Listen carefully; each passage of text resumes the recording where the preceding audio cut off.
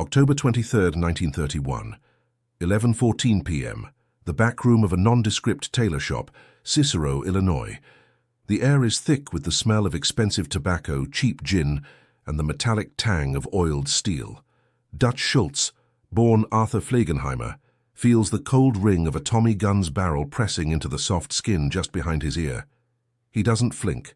He doesn't even stop chewing his toothpick. Across from him, two of Al Capone's enforcers, men who breathe violence like oxygen, stare him down with eyes as dead as the Chicago winter. "Chicago is a big town, Arthur," one of them rasps, "but it ain't big enough for a New York mouth." Schultz slowly looks up. He sees the glint of the streetlights reflecting off the brass casings of the drum magazine. He knows that in 3 seconds his brains could be decorating the pinstriped suits on the mannequins behind him.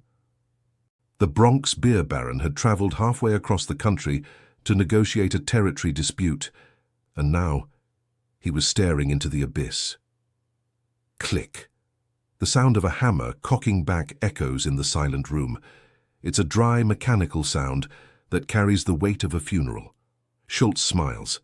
It's a terrifying, jagged smile that doesn't reach his eyes. "You're going to pull that trigger," Schultz says, his voice a low, gravelly hum. "And before my body hits this floor, my boys in New York will have turned every single one of Al's breweries into a crematorium. You think you're holding a gun? You're holding a death warrant for everyone you've ever met."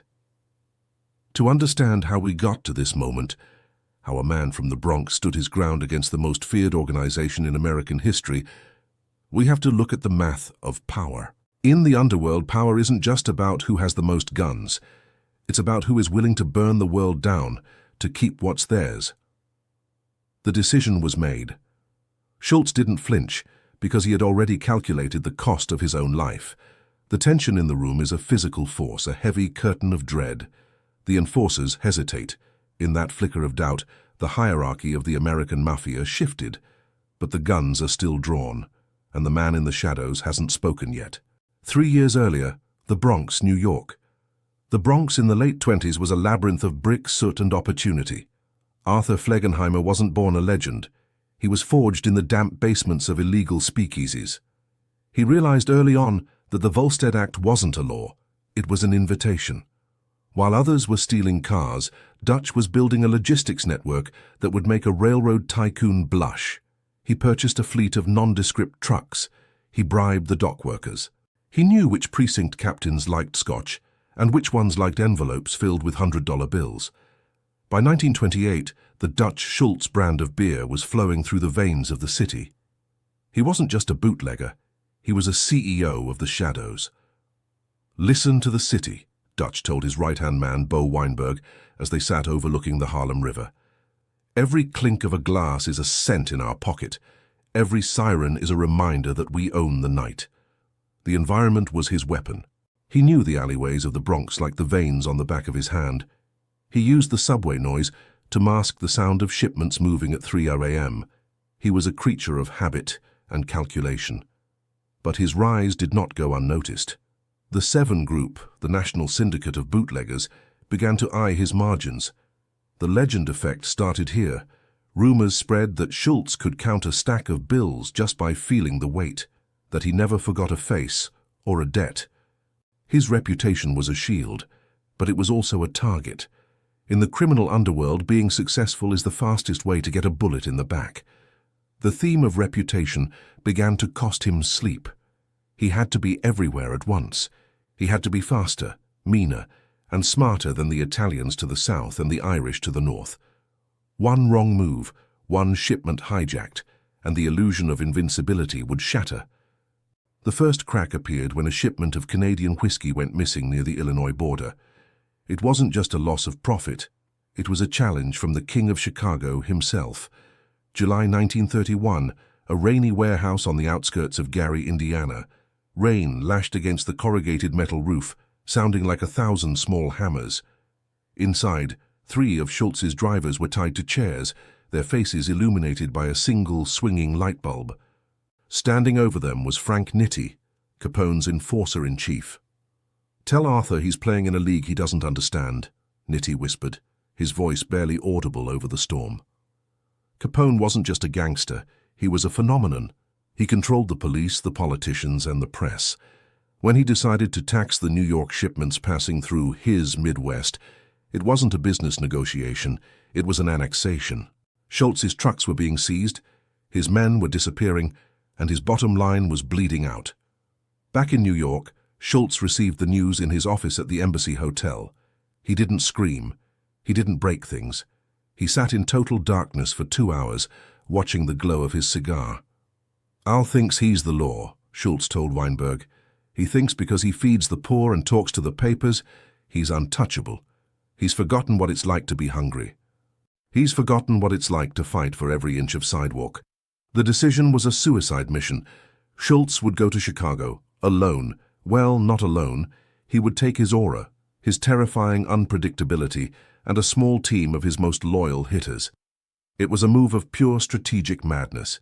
In the game of chess, the king rarely moves to the center of the board to face the opponent's queen. The consequence of this choice was immediate. His allies in New York, including Lucky Luciano, warned him against it. "You go to Chicago, Dutch, you come back in a pine box," Luciano told him over dinner at Coq Rouge. Schultz simply wiped his mouth with a silk napkin and replied, "Then make sure it's a nice box. I've always had expensive taste." The hook was set. The Bronx Baron was heading into the lion's den, and the lion was hungry. October 21st, 1931. The Lexington Hotel, Chicago. The Lexington was Capone's fortress. It was a palace of velvet, marble, and hidden gun ports. When Dutch Schultz walked through the lobby, the air seemed to chill. He didn't look like a king, he looked like a bill collector. He wore a rumpled suit and a hat pulled low, his eyes scanning the exits, the chandeliers, and the bulge under the coats of the men standing by the elevators. "Mr. Capone will see you when he's ready," a clerk said, not looking up. Schultz waited for 6 hours. He sat in a high-backed leather chair, motionless. This was a power play, a test of nerves. Capone wanted to see if the mad dog of the Bronx would bark or bite his own tail. Schultz used the time to study the logistics of the hotel. He noted the shift changes of the guards. He smelled the expensive perfume of the girls coming and going. He saw the rot behind the gold plating. Finally, he was led to the penthouse. The doors opened to reveal a room filled with smoke and the sound of jazz. Al Capone sat behind a massive desk, flanked by bodyguards. He looked larger than life, a mountain of silk and scar tissue. "Arthur," Capone boomed, arms spread wide. "You've come a long way for a beer." "I've come for my trucks, Al," Schultz replied, his voice cutting through the jazz like a blade. "And for the men you've put in the ground." The room went silent. The enforcers moved closer. The atmosphere was electric, a storm about to break. Schultz was standing on a Persian rug that cost more than a tenement building, but he was treated like a trespasser. "You're bold," Capone said, his smile disappearing. "But boldness without power is just a quick way to get buried. You think New York matters here? Out here the wind blows the way I tell it to." Schultz took a step forward, ignoring the hands reaching for holsters. "The wind changes, Al. And when it does, it doesn't care who you are." The meeting ended with a cold dismissal. But Schultz wasn't leaving Chicago yet. He had a move to make, a move that would force Capone's hand. October 23rd, 1931, 11:10 p.m., outside the tailor shop. The setup was simple. Schultz had arranged a private meeting with one of Capone's disgruntled lieutenants. It was a trap, and Schultz knew it. He knew Capone's men would follow the traitor and try to corner the New York boss in a vulnerable spot. He chose the tailor shop in Cicero, Capone's own backyard. It was a psychological strike. By being there, Schultz was saying, "I am not afraid of you, even where you sleep." He entered the shop, the smell of wool and steam greeting him. He sat down and waited.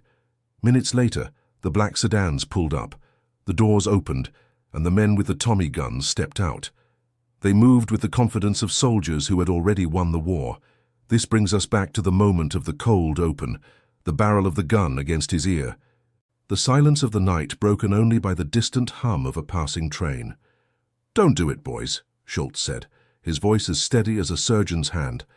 "You think Al's going to protect you when the feds come down on this place because a New York boss was murdered in a Cicero shop? You'll be the first ones he sacrifices to keep the heat off his own back. The lead gunman, a man known as Trigger Mike, narrowed his eyes. He could see the logic. In the mafia, loyalty is a currency, but survival is the gold standard. If they killed Schultz here, the fallout would be catastrophic. The New York families would declare total war, and the federal government would have no choice but to dismantle the Chicago outfit. "You're a dead man anyway, Dutch," Mike spat. "Maybe," Schultz replied. "But I'm not the one holding a smoking gun in a room full of witnesses. Drop the piece, and let's talk like businessmen. Or pull the trigger and see how long Al's friendship keeps you from the electric chair." The tension reached a breaking point. A bead of sweat rolled down Mike's forehead. The power dynamic was shifting. Schultz wasn't winning with bullets. He was winning with the sheer weight of his own legend. The same night, 11:20 p.m., the Tommy gun lowered by an inch, then two. It was a victory measured in millimeters. Dutch Schultz didn't let out a breath of relief. He stepped into the space his words had created. He pushed the barrel away from his head with a casual, almost bored flick of his finger. "Smart move," Schultz whispered. "Now, tell Al I'm waiting at the Hawthorne Hotel. Tell him if he wants to talk about the shipments, he knows where to find me. And tell him to bring a pen, not a gun. Pens are better for signing checks." He walked out of the shop, his back turned to the armed men. It was the ultimate show of contempt. He didn't run. He didn't look back. He walked to his car, lit a cigarette, and drove away. Inside the shop, the enforcers stood frozen. They had been sent to intimidate or kill him, and instead, they had been lectured. The effet olenda, the legend effect, was now in full swing. By morning, the story would be all over Chicago. The man from New York stared down the Tommy guns and didn't blink. But the bluff had a cost. Schultz knew that Capone couldn't let this slide.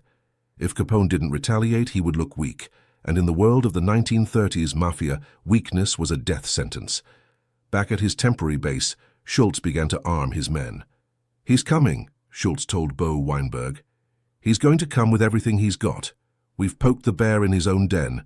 Now we see if the bear still has teeth." The decision was to double down.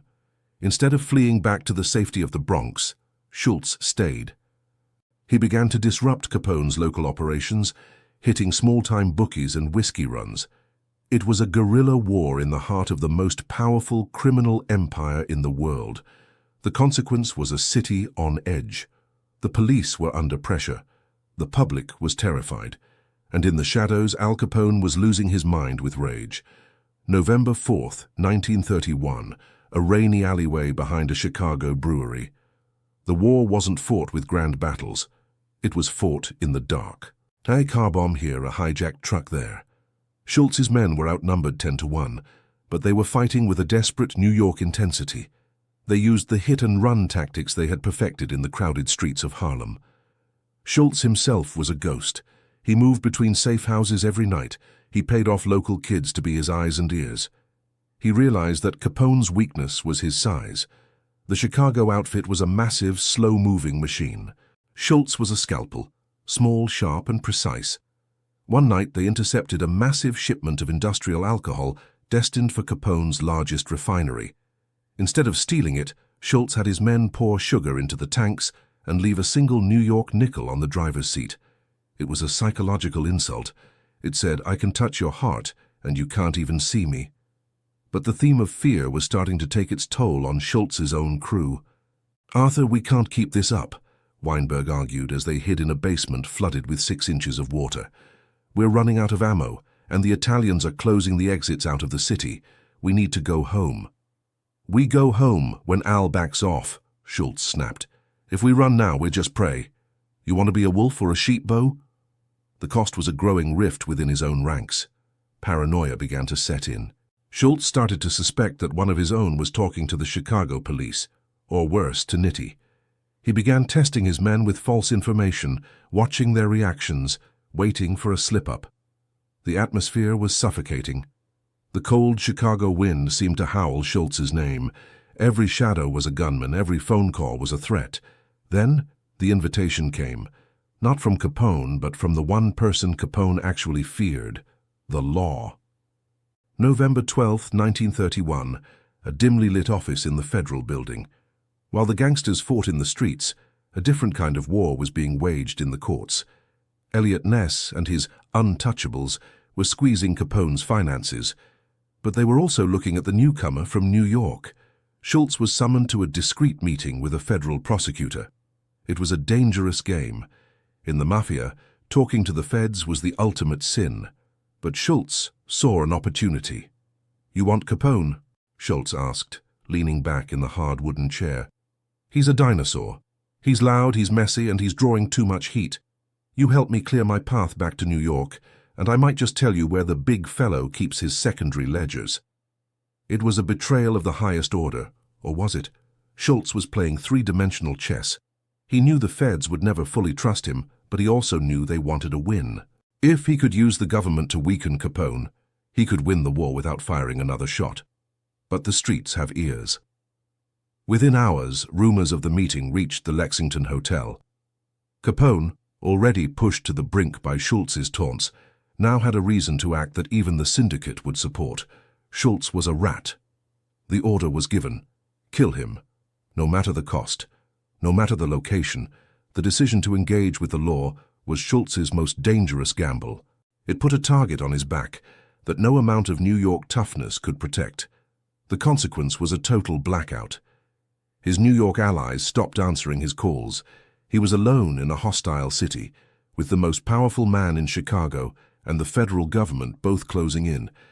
The error wasn't trying to take on Al, Schultz realized as he looked out his window at the gray skyline.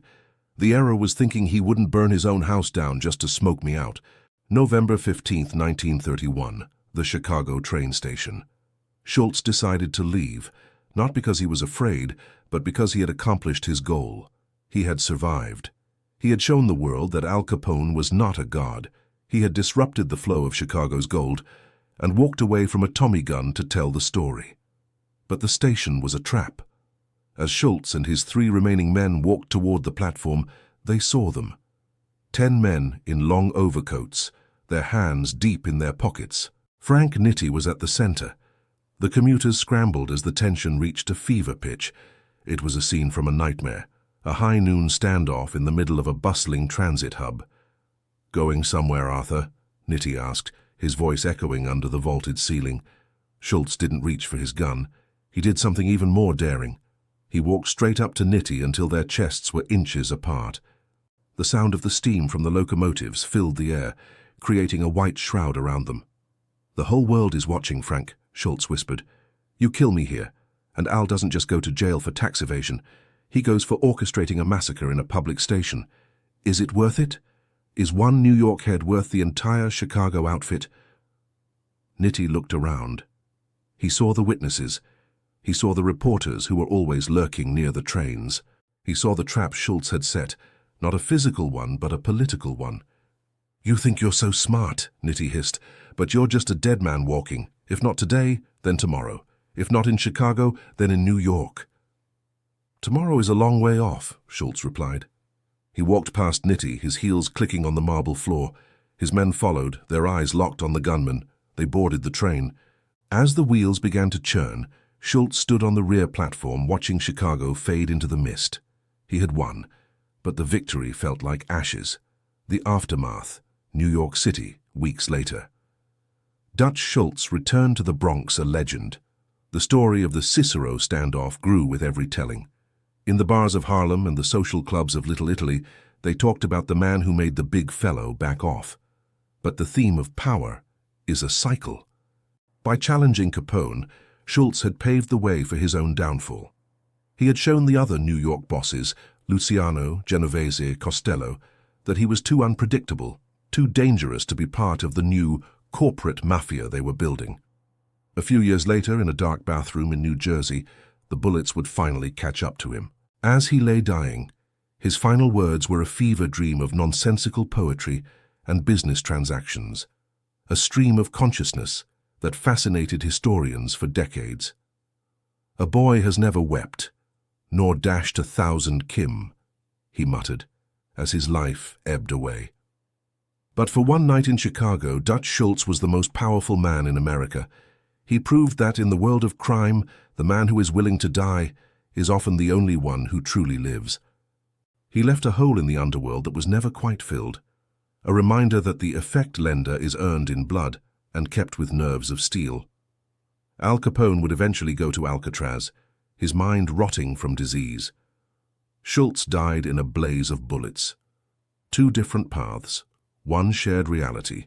In the end, the house always wins, and the house is the grave. The legend remains. In the quiet corners of Cicero and the busy streets of the Bronx, they still tell the story of the day the guns were drawn and the boss backed off. Because sometimes the only thing more dangerous than a man with a gun is a man who knows exactly what that gun is worth.